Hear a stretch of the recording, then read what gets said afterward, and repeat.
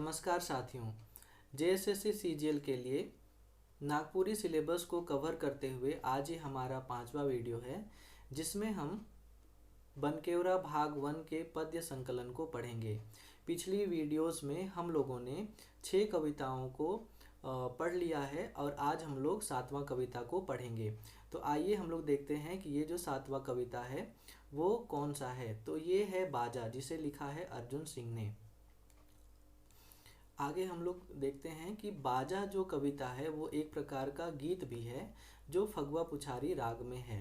फगुआ पुछारी फगुआ का ही एक टाइप है जिसमें गीत को प्रश्न उत्तर शैली में गाया जाता है। तो इसे अर्जुन भगत ने कुल 8 पदों में लिखा है, जिनमें से 4 पदों में अर्जुन भगत ने प्रश्न पूछने का काम किया है और अगले 4 पदों में उन्होंने उसका उत्तर दिया है।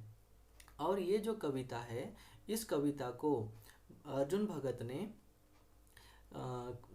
झारखंड के जो किसान समाज हैं, छोटा नागपुर में अधिकतर लोग किसानी करते हैं, तो उनके जीवन में एक लोहार का क्या महत्व है, उस महत्व पर अर्जुन भगत ने प्रकाश डाला है। तो आइए शुरू करते हैं इस कविता को।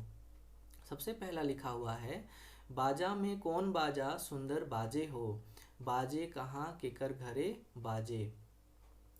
अब बाजे का अर्थ होता है बजना, घरे का अर्थ होता है घर, केकर का अर्थ होता है किसका, कहाँ का ये तो हिंदी वर्ड ही है। तो इस पद के माध्यम से कवि कहते हैं, कवि हम सबसे पूछते हैं कि बाजा में कौन बाजा है जो सबसे सुंदर बजता है और वो कहाँ किसके घर में बजता है। दूसरे पद में हम लोग देखते हैं कि लागे नहीं पता मुके बाजे बाजा बाजे कहाँ केकर है के, असल बाजा है के ठीक बाजे हो, बाजे कहाँ केकर घरे बाजे। तो इस पद्य में कवि कहते हैं कि अच्छे से बजने वाला असल बाजा कहाँ और किसके घर में बज रहा है, ये कवि अर्जुन भगत को पता नहीं चल रहा है। अगले दूसरे पद्य में कवि लिखते हैं, बाजे जेकर घरे जाबे सेकर गोड़े गिरे, बाजा में सुंदर बाजा बाजे हो, बाजे कहाँ केकर घरे बाजे। गोड़े का अर्थ होता है पैर, गिरना का अर्थ होता है किसी के शरण में जाना, किसी से अनुनय विनय करना। तो इस पद के माध्यम से कवि क्या कहना चाहते हैं, उनका भावार्थ क्या है।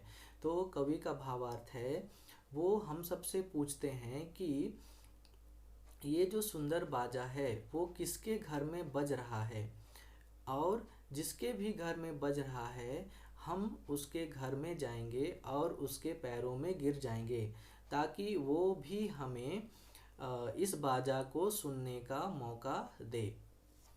तो मुझे बताओ कि वो बाजा कहाँ किसके घर में बज रहा है, ऐसा कवि अर्जुन भगत कहते हैं। तीसरा जो पद है उसमें कवि अर्जुन भगत लिखते हैं, बाजा बाजे दूसर घरे देखू नाच सबक घरे, बाजा में सुहान बाजा लागे, बाजे कहाँ केकर घरे बाजे। सुहान का अर्थ होता है पसंद आने वाला, अच्छा लगने वाला।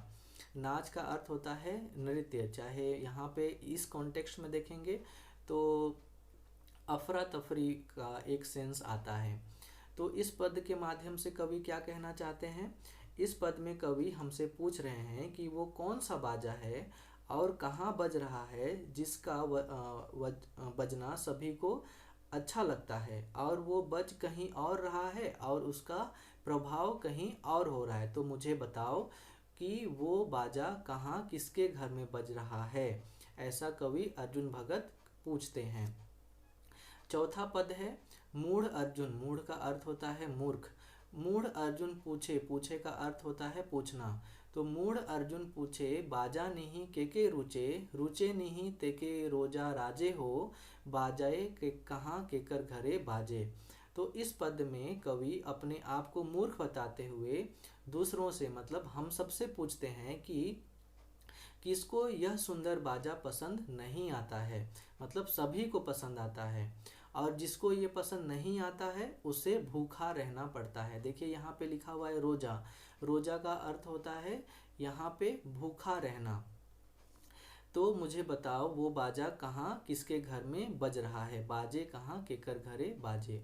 अगले पद में, अगले जो 4 पद हैं उसमें कवि ने उत्तर देने का प्रयास किया है। तो आइए हम लोग देखते हैं। पहला है, बाजा में कुटासी बाजा बाजे सोहान बाजा, बाजा में सुंदर बाजा बाजे। कुटासी का अर्थ होता है कि हथौड़ी का आवाज, हथौड़ी को पीटने से निकलने वाला आवाज। तो यहाँ पे कुटासी बाजा का जो अर्थ होगा वो होगा कि जब लुहार अपने घर में हथौड़ी को पीटता है तो उससे एक लयबद्ध ध्वनि निकलती है और वो एक अच्छा बाजा की तरह आवाज करता है। तो उसी को यहाँ पे कुटासी बाजा कहा गया है। तो इस पद में कवि क्या कहना चाहते थे तो उसको हम लोग समझते हैं। तो इस पद में कवि अर्जुन भगत कहते हैं कि लोहार के घर में बजने वाला जो कुटासी बाजा है वो सभी के लिए सुंदर है, सभी के लिए अच्छा है और विशेष रूप से किसानों के लिए सबसे अच्छा है, जो किसान के मन को मोह लेता है। और बाजाओं में ये कुटासी बाजा जो है वो सबसे सुंदर बाजा है। नेक्स्ट जो पद है, बाजे नहीं कुटासी बाजा किसान नहीं होबै ताजा, बिनु कुटासी बाजा बाजी ना समाट बाजा, बाजा में सुंदर बाजा बाजे। तो जो छठा पद है, इस छठा पद में कवि कहते हैं कि अगर कुटासी बाजा मतलब लुहार के घर में अगर हथौड़ी का आवाज नहीं होगा तो किसान जो है वो तरोताज़ा नहीं होंगे। तरोताज़ा कहने का मतलब है कि किसान जो है वो खेती बाड़ी करने के लिए तैयार नहीं हो पाएंगे। तैयार कैसे नहीं हो पाएंगे? क्योंकि किसान को जो भी औजार चाहिए होते हैं खेती बाड़ी करने के लिए, वो सारे के सारे औजार जो है वो आपको लोहार के यहाँ से प्राप्त होते हैं। अब दूसरे पद में है, बिनु कुटासी बाजा बाजी ना समाट बाजा। इस पद में, इस पंक्ति में कवि कहते हैं कि बिना कुटासी बाजा, अगर कुटासी बाजा नहीं बजेगा तो किसानों को अपना औजार नहीं मिल पाएगा और बिना औजार के कोई भी किसान खेती बाड़ी नहीं कर पाएगा। और जब वो खेती बाड़ी ही नहीं कर पाएगा तो उसको अन्न की प्राप्ति नहीं होगी, और जब अन्न की प्राप्ति नहीं होगी तो वो समाट में वो किस चीज़ को पीसेगा कि समाट का आवाज आएगा, समाट का बाजा बजेगा। तो यहाँ पे समाट जो है वो है आपका एक प्रकार का औजार जिसमें कि अन्न को कूटा जाता है। तो इस पद के माध्यम से कवि क्या कहते हैं? इस पद में कवि अर्जुन भगत कहते हैं कि यदि लोहार के घर में कुटासी बाजा नहीं बजेगा तो किसान जो है वो तरोताज़ा नहीं हो पाएगा और किसान को किसी भी प्रकार से कृषि नहीं कर पाएगा और उसके घर में अन्न जो है वो नहीं आ पाएगा। और जब अन्न नहीं आएगा तो वो उस किसान के घर में अन्न को कूटने से जो आवाज़ आता था वो आवाज़ नहीं आ पाएगा, मतलब किसानों के घर में खुशी जो है वो नहीं आ पाएगा। नेक्स्ट जो है वो हम लोग देखते हैं सातवां पद। सातवां पद में लिखा हुआ है, बाजी कुटासी बाजा तब बाजी समाट बाजा, पाछे बढ़नी बाजा बाजी घरे सूप बाजा, बाजा में सुंदर बाजा बाजे।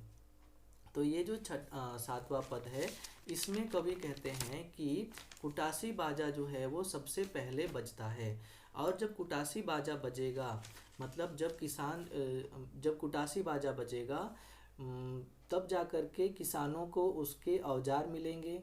फिर वो अपने घर में अनाज लेकर के आएगा, फिर उस अनाज को वो पीसेगा और उसको पीसने से समाट का आवाज़ आएगा। और जब वो समाट से अन्न को पीस लेगा तब उसको वो बढ़नी मतलब झाड़ू से इकट्ठा करेगा, तब उसके घर से किसान के घर से झाड़ू की आवाज़ आएगी। बाजी घरे सूप बाजा, उसके बाद जब किसान अन्न में से जो कंकड़ है, पत्थर है, भूसा है, उन सबको अलग करेगा तब जा कर के उसके घर से भूसा सूप का आवाज़ आएगा। तो इस प्रकार से सबसे सुंदर बाजा जो है वो कुटासी बाजा है जिसके बजने से सभी बाजाएं जो है वो बजती हैं। अंतिम पंक्ति में जो अंतिम पद है, आठवां पद है, कुटासी बाजा लागे माजा बाजा में समाट बाजा, आगे कुटासी बाजा पाछे समाठ बाजा, बाजा में सुंदर बाजा बाजे। तो इसमें कवि अर्जुन सिंह जो है वो अपने खुशी का इजहार करते हैं और कहते हैं कि जब कुटासी बाजा बजता है तो अर्जुन भगत को बहुत ही अच्छा महसूस होता है। और कुटासी बाजा बजने के बाद में समाठ बाजा बजता है। फिर बोलते हैं कि पहले कुटासी बाजा बजता है फिर समाठ बाजा बजता है।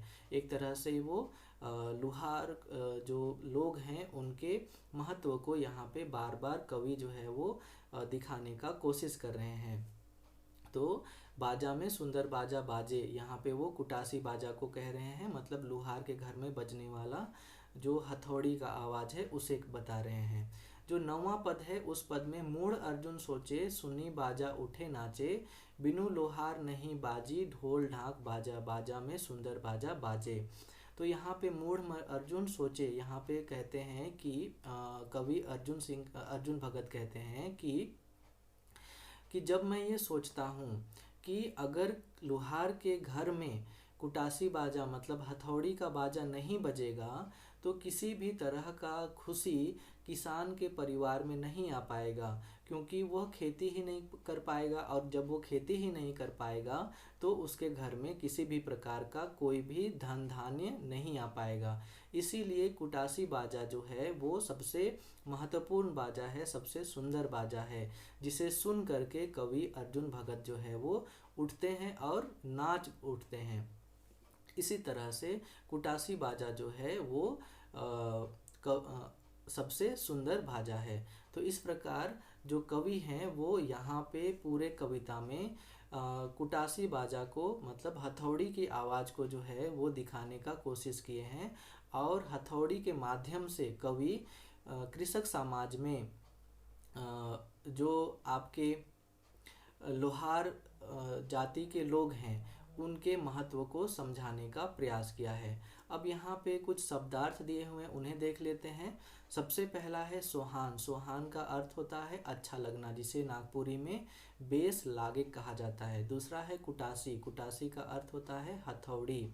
समाठ का अर्थ होता है ओखली में जो एक डंडे से कूटा जाता है ना, उस डंडे को समाठ कहा जाता है। दूसरा है मूढ़। मूढ़ का अर्थ होता है मूर्ख। बढ़नी का अर्थ होता है झाड़ू। तो इस प्रकार से ये कविता जो है वो ख़त्म होता है। अब हम इसके क्वेश्चन आंसर पे आते हैं। तो इसमें जो पहला क्वेश्चन है वो है बाजा में कौन बाजा सुंदर बाजे हो, बाजे कहाँ केकर घरे बाजे। प्रस्तुत कविता जो है वो उसे किस कवि ने लिखा है, तो इसे अर्जुन भगत ने लिखा है। दूसरा प्रश्न है कवि आपन कविता में का कर महत के बता हैं। तो यहाँ पर देखिए कि यहाँ पर जो कवि हैं उन्होंने किस चीज़ के महत्व को बताया है।